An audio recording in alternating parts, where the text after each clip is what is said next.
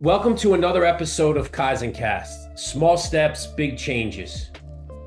As everybody knows, our motto is, in continuous growth, helping each other. Obviously, people that have, addictions, we look to really help those people because, obviously I've had every addiction, and I'm still here to tell my story. But it is based off of continuous growth and in 1% improvement every day, which makes us a better person, which leads me into we have a lot of firsts today. So it's first time ever. I got my first interview off of TikTok with this unbelievable young man, Scott St. John. Um, and first time ever doing a Zoom call. So it's first time a lot for Kaizen Cast. And I'm very blessed to really have him on because God did bring us together. And I do want to thank him for allowing us to meet because we are truly blessed because we are both here for a reason. We both have similar stories. Ours are just slightly different, but we there's a good chance that we both shouldn't be here, but we do need to share our stories now. And I do want to welcome Scott. Scott, welcome to the show. I really appreciate you coming on. Again, it's an absolute pleasure to be here. And like you said, I think we were meant to meet and meant to share our experiences and meant to be, that support and hope and strength for others to step into their higher power. Yeah, absolutely. So let's just let's go back because again, when you talk about God, how he works, uh, you're a Northeast guy. I was born and raised in Connecticut, and then you spoke to my social media young lady, and then all of a sudden I hear you went to Quinnipiac. That was right down the street from my house. I grew up in North Haven, born in New Haven, uh, and you could then we start connecting the dots, and then the next thing you know, we're talking about pizza. I mean, it's just like that's A lot of similarities lot here. of similarities, a lot of similarities. So tell me a little bit about before we get into your story, which is an amazing one, tell me your childhood, growing up, all that stuff was perfect, not so perfect. A lot of times we have backstories that people need to hear. Yeah, I love that. Yeah. So yeah, I grew up in a great family up in Vermont. And definitely have an interesting story that goes along with it though. Right. My family has been in that area since originally, I think it was 1806 or something like that. Oh, Really long yeah. time. Yeah. But my family was down in Connecticut in the Hartford area. My grandfather was an exec for IBM. He was a bigwig on the East Coast for IBM. And after he had three boys, and after the birth of his third boy, he came into the delivery room and told my gram that he quit a job. He quit his job at IBM and bought a farm in Vermont because he wanted to raise men. And I he love picked it. he picked everyone up out of this posh lifestyle in Connecticut and moved up to Vermont and raised them on a dairy farm. And then from there, my uncles and my grandfather decided as they progressed throughout life, they got out of the farming business and started opening up business and ended up opening up hardware stores, True Value hardware stores throughout New England. Oh, come on. And That's your family? True yeah, Value? so we were True Value back in the day. Yep. I remember And so that. so I grew up in a hardware store working with my family and just was really saw the ups and downs and the struggles of what it was like to, not only work together, but pretty much live together because what they did is they originally split up the family farm and my father and one of my uncles built houses right there on the property. Another one built one across the river in New Hampshire. But we all did everything together. And, it had its pluses and its minuses. I actually ended up only being an only child because my parents had struggled for about 7 years to try to have kids and then decided to give up. And when they gave up, I came along. So I kind of surprised them in that way. But one of the things that sticks out to me the most about my childhood comes from my grandfather. There's two direct things that were said to me as a kid that really had a profound impact on my life. And one was from my grandfather when I was over at his house one afternoon, and I was probably 8 years old or so, and I was struggling doing something, and I got frustrated. And I'm like, I can't do this. And he stopped me in my tracks, and he pointed at me. He was a big guy, and he pointed at me, And he's like, Scott, don't ever use the word can't. It's not in the St. John dictionary. And I was like, boom, like it literally like just came across and hit me. And I was Yeah, like, yes, sir. Okay. So from there on in, I never used the word can't. And then the that's second fantastic. profound message that was bestowed upon me was from my parents, because I asked them, well, why don't we go to church? You know, they were both church, they grew up in the church and then just kind of like got away from it and didn't really adhere to it as much. Not that they didn't Right. believe in it, just didn't follow the structure of it. And you know, they were like, listen, if you're going to believe in something, believe in yourself. And again, it was just like this boom. So Great those two advice, by the aspects, way. yeah, Great those two advice. aspects had a really big impact on who I was about to become throughout my years. And still to this day, play a pretty big role on the leadership I try to portray and the attitude I have of just never saying can. That's awesome. Those are and but I need to know the farm. Yeah. When he took over the farm, did he do great things with the industry with the milk and all, like did that go crazy too? Because usually, money follows money, and at the end of Yeah. the day, like and when you have success, now a lot of times, as you know, as being an entrepreneur like myself, we fail a lot of times. I tell this Mhm. to my kids over and over again. You fail way more times than you succeed. And the world we live in today, everything that is done on Instagram, TikTok, everybody sees instant gratification and they don't see all the failures that happen behind the scenes and how hard we work to get to where we are and how much money sometimes you lose before you make the money back. And like, so I was just wondering, did the farming work out or was that not a success? So that's a great question, because you're so true in the fact that, you know, this instant gratification world that we live in. Farming proved to be really difficult. He Yeah. he became part of the board of farming in Vermont and did have some radical changes that he helped portray through farming in Vermont. But he soon found out that just unless you go to the extreme level of farming, it's really hard to be a small farmer and actually make a decent living. So Wow. they struggled during the farming years. But at the same time, you know, my grandfather was always forward thinking, and that's when he started, you know, thinking about other businesses and how he could, you know, um, create something to have a legacy and try to get the kids to, you know, possibly follow along, even though, you know, my father left for a while, went off into the Air Force. My other uncle went off and went to British Columbia for a while, but they all came back when he started running the store. So, you know, it was a struggle for a while. They went through some tough times, but persevered and came out on top Yeah. and grew Like thriving most men are businesses. supposed to. Like we're, Yeah. we're taught in this world today that when I hate to say it, but when you get kicked in the nuts, a lot of kids will stay down now instead of getting back up and getting over that hurdle and understanding the fact that this is life. This is what you're supposed to do. You're born. We are truly blessed. My dad, just so you have a little backstory on my family, my dad was a plumber. Started his own business with my mom with $2,500 and a beat up truck. Turned it into a multi-million dollar plumbing business. In the meantime, I lost him through lung cancer from asbestos. I said the thing he loved to do the most, and he passed on my birthday in '08. And I said the thing he loved to do the most is what killed him. But when I tell you a guy that picked himself up every single day, no matter what, up 5 o'clock in the morning, didn't matter if he had a fever, didn't matter how cold it was. That's where I get my push from. That's where I get my drive. Now, I will tell you this on a funnier note that like there's not a chance I would have picked up a wrench, a hammer, any of that shit because I just didn't want to be part of it.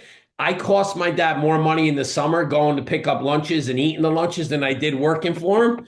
But but I will tell you this, I did learn a lot from that, watching Yeah. him run their own business, my mother and my father, God rest his soul. But I learned so much from, again, every day is a new opportunity.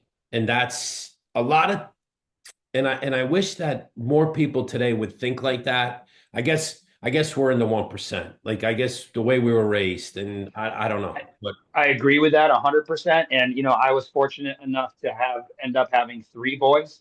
And, you know, when I met my wife in college and immediately knew that I was going to marry her. Actually told a good buddy of mine while we were on a road trip um, in Colorado one summer during a school break that I was like, I'm going to marry Laura Patterson. And he turned and he looked at me. He's like, how do you know that? You don't even date her. I'm like, yeah, I know, but I'm going to marry that girl. That's Anyway, so I ended up marrying her. And I told her when we started that, like when we started talking about kids, I'm like, listen, I'm like, I'm meant to have boys. I'm like, we're only going to have boys. And she's like, whatever, we'll see. So one, two, three later, we ended up with three boys. And one of the things I stress with them because it irks the shit out of me more than anything is the fact that the the tendency of our generations that we're creating is this lack of discipline and this oh, lack of ethic when it comes to doing hard shit. You oh, know, so I stress this so hard on my boys that, like they'll be like, oh, I don't feel good, or oh, I'm like, I don't give a shit. I'm right. like, get up. I'm like, Yeah, what are you gonna do when you have to do? Like, there's moments and times in life, like, and it might seem so incremental to you guys right now, and it might seem like the stupidest thing. I'm like, but these actions are gonna create your actions in your future. I'm like, if you start with this type of attitude now, it's only gonna compound, exactly. and I remember specifically my oldest boy when he was like 12 or 13, like he's like the oldest boy, right? So he's got Right. this attitude of being like, I want to be adult. I want to be this. And he's like, I Yep. want you to treat me like an adult. He's saying this at 13. I'm like, awesome. I'm like, I have no problem treating you like an adult, but this is the expectations I gotta have. I'm like, one, your consequences just incrementally raised. Like Right.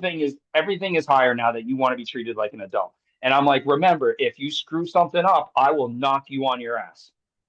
And he looked Perfect. at me and I was like, that's what it's like to be an adult. I'm like, and if you wanted to be treated like that, I'm like, I have no problem. I actually think you're ready for it. I'm like, but just remember, everything changes. So it's just, How and did it's he funny handle because it? How did he he do? was he was like, okay. I mean, it took him back for a while. He was like, holy shit. But I was like, listen, I'm like, if you want to be a man, that's what that's what it's like. I'm like, it's not rainbows every day. I'm like, Yeah, it's I know. hard. I And I'm like, know. you gotta be willing to show up. And I'm like, I'm like, I will treat you how you want to be treated, but just remember, it's gonna be incrementally higher than what I expect from you. I'm like, so Exactly.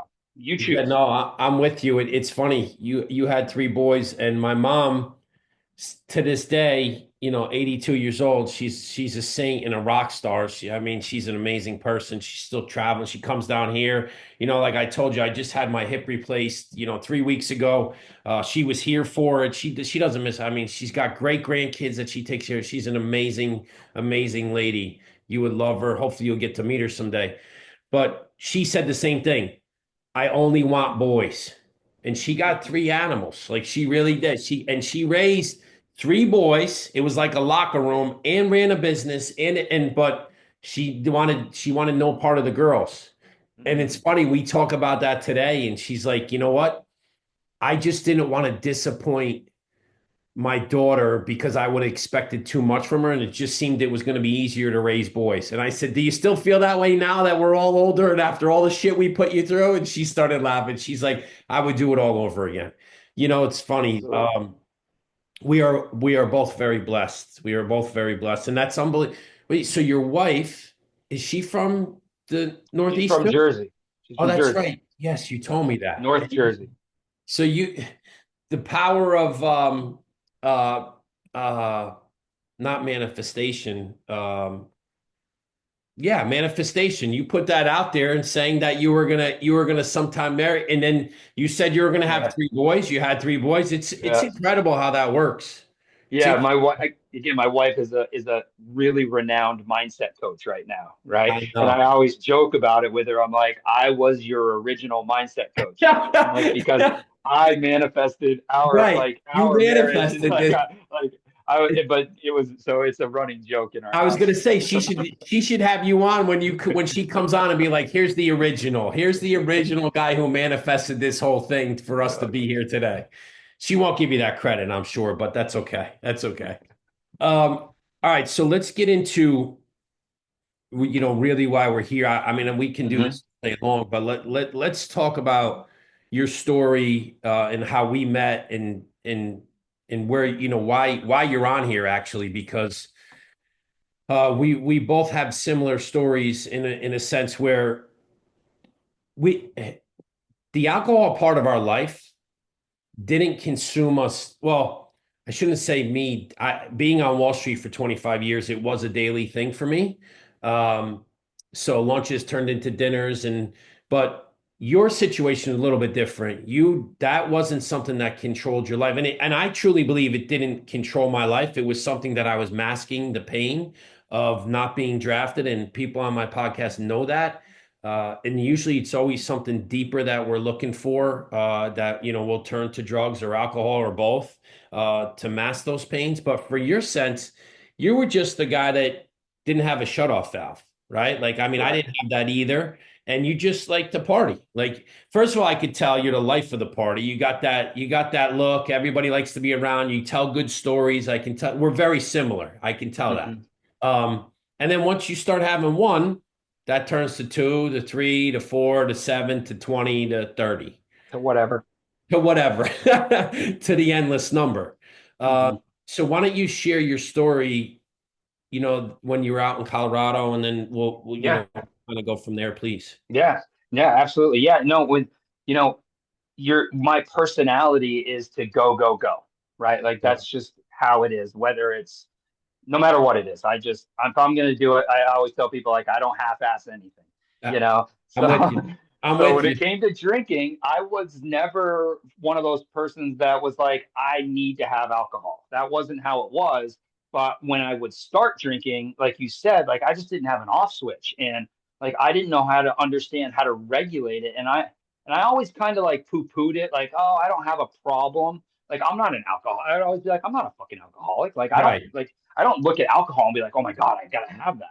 It was more the fact that when I stuck it into my body, it flipped, and then that's when I became the alcoholic, you Oh, I know? know the feeling. Yeah. And I denied it for years. My wife would always be like, you shouldn't do this. Like, you shouldn't do this. I mean, I had instances throughout my life, right? But I always really never truly affected me. Sure, I've had tons of close calls, but I was always like, whatever, like I'm fine. So a couple of years ago now, actually just over 2 years ago now, my oldest boy at that point was graduating high school. It was actually it was, yeah, this month, March.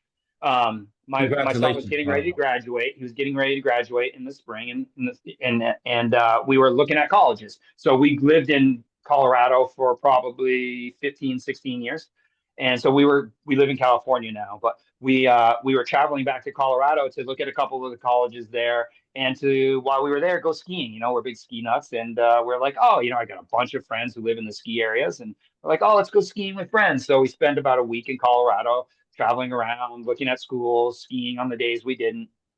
And on the last day, we were skiing in Steamboat, and we were coming back through Summit County on our way back down to Evergreen, Colorado, which was where my parents now live, where we were going to be staying that night and then flying out the next day out of Denver. And so my friends were like, "Hey, stop by on the way through since you're going, right through here. Stop by on the way through, but final, hurrah on the way out." So sure, of course we did, and we stopped at a friend's and just of course we're having a great time and hey, let's have a beer, sure. One beer led to another, which led to another, and no idea how many it led to. But I decided that I needed to get to Evergreen that night because I was flying out the next day, and I got in the car and I drove to Evergreen. Was your son in the Uh, car with you? my son was in the car with me. At that point, he was 18, Yeah. and we were probably 10 minutes or so from my parents' house, and I fell asleep at the wheel and crashed. And I'll never forget the moment the airbag hit me, and I woke up and stopped the car. And at that moment of the car stopping, I heard I could have taken him. Wow. And I explained those moments earlier on in the podcast of my father, my grandfather, and my parents telling me the things that just kind of blew me back. I mean, the sensation I got in that seat at that moment when he said that, it's hard to explain. It's really Yeah. hard to explain that feeling. And just Um, and just so not to cut you off, sorry, Scott, but just so listeners understand, this isn't like it wasn't his son saying this. This is no, a higher power, guardian angel, God, whoever you want it to be, that you believe in. That's who spoke to him. I have goosebumps, like because yeah, 100%. I've been there in a different way, choking on my throw up in the middle of the night because I was 300 pounds and, and gasping for air and based on the fact that I drank too much and too many pills and probably should have died in my throw up, and I remember that feeling of like somebody saying it's not your time. Like it's not, you got to fix this. And that kind of like I have goosebumps. And I didn't Yeah, share that with too many people. I've actually never shared that with anybody except for you. I've never shared this with anyone. Yeah, Um, this is incredible. and so when that, I just remember looking over at him and being like, how could I ever put my family in this position, especially my boys? Hmm. Like how, like what did I just do? Um, so it was like, it was like instantaneous. Boom. I'm like, that's like done. Like, I'm like, I will never, ever put myself in a position to be like this again. Um, and from that day on, I mean, I was just like, I'm done. Like, I'm not gonna. And I started with going to AA because everyone's like, oh, like you have a problem. Like, okay, yeah, I do. Something's wrong because Right. how the hell did I ever put myself in a situation like that? Or So I my started going sons. to Yeah, or my yeah, so son. I, Yeah. yeah, exactly. Like, how did I put myself in a position to put him in that position or Right. anyone really? Right? God, like I am always preaching like be good to your community and what like Yeah. getting into the car and doing that is not being good to your community. Right. Um, so I started with AA meetings and I started to go to them and it just as I sat there, I was just like, wow, I'm like, this is not really who I am. Like Right. I understand I have an issue if I take alcohol in. I am 100% in agreement with that. But like I don't need alcohol. Right. So You're I was not so white knuckling it when you walk into a bar. exactly. And like some of the stories like I heard were just horrible, like Yep. terrifying, but at the same time, like I really wanted to surround myself with that struggles just so I didn't get ahead of myself, being like, Yep. oh, I'll be fine, like I'm okay. No, this was different. Like this was just it was the fact that, this higher power, whatever anyone wants to think it was, said to me I could have taken him was to me the sign to be like, you're like, I'm done with you. Right. Like this is the last chance you get. Like Yep. you have such an opportunity in this world, and I've given you one last chance. Yep. So do something with it. And I was just like, yes, sir. Yeah. Yes, sir. That's So, that's amazing. it's been just over 2 years and I think 2 weeks or something like that of being alcohol free. And I mean, literally it's the easiest thing I've ever done because it was such a definitive moment for me. And it sucks that I had to get to that definitive moment almost, right? But everything happens for a reason, you I know? agree.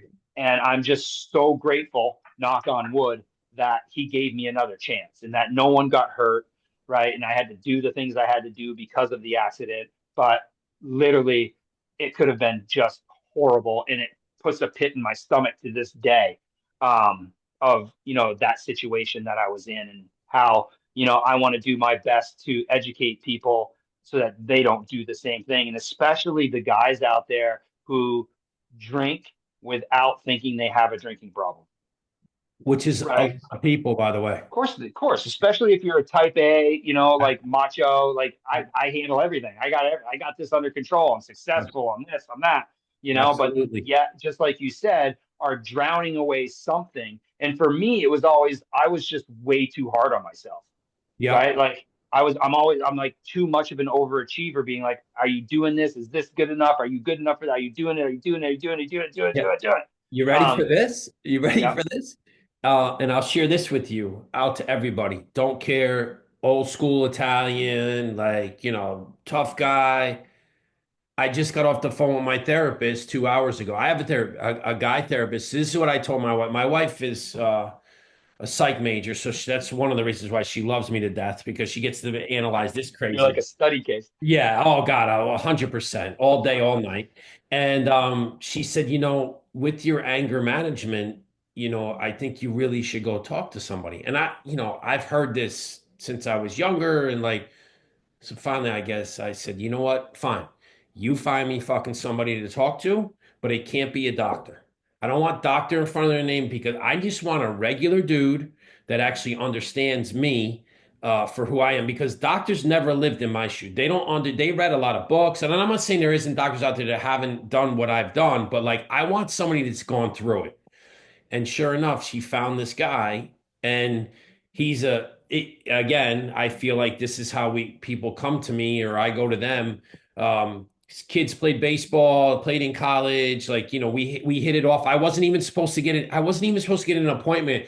I sweet talked the receptionist into giving me an appointment because I had punched the garage door, almost broke my hand, like over something stupid. And I told her the whole story. And she's like, wait, he just had a cancellation. You want to do it on Tuesday?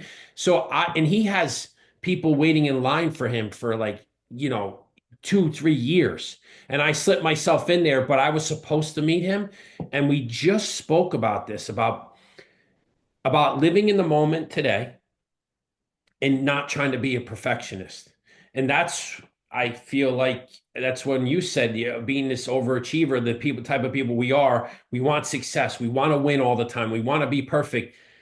God didn't put us on this earth to be perfect. And There is no oh, perfect.